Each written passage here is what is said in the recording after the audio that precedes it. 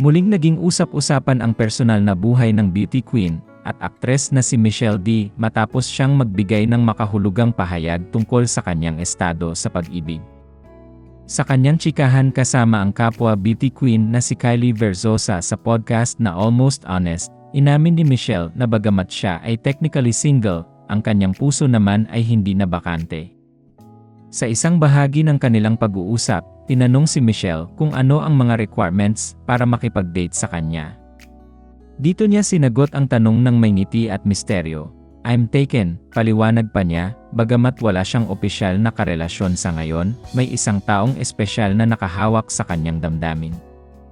Ayon pa sa kanya, posible raw na sa oras na mailabas ang naturang podcast episode, ay hindi na siya maituturing na single. Hindi rin diretsahang sinabi ni Michelle kung ang taong tinutukoy niya ay lalaki o babae. Gayunpaman, nilinaw niya na bagamat hindi pa sila opisyal na magkasintahan muli, siya ay off the market na pagdating sa emosyon. Ipinapakita nito na mas pinahahalagahan niya ngayon ang lalim ng koneksyon kaysa sa label ng isang relasyon. Bukod sa usapin ng pag-ibig, ginamit din ni Michelle ang pagkakataon upang talakayin ang mga maling paniniwala tungkol sa mga kababaihang nakikipagrelasyon sa kapwa babae. Ayon sa kanya, isang malaking maling akala ang pag-iisip na kapag ang isang babae ay nagkakagusto rin sa babae, ay nais na niyang maging lalaki o maging maskulado. Ipinaliwanag niya na ang pagiging attracted sa parehong kasarian ay walang kinalaman sa pananamit o sa kung paano ipinapakita ang sarili.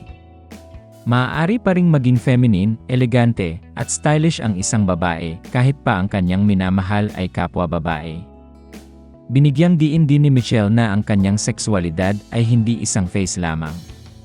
Para sa kanya, ang pag-ibig ay laging umiikot sa pagiging tugma ng emosyon at hindi sa kasarian. Kaya niyang magmahal at kaya rin niyang mawala ng pag-ibig, mapalalaki man o babae. Wala rin umano siyang itinakdang pamantayan kung sino ang susunod niyang mamahalin.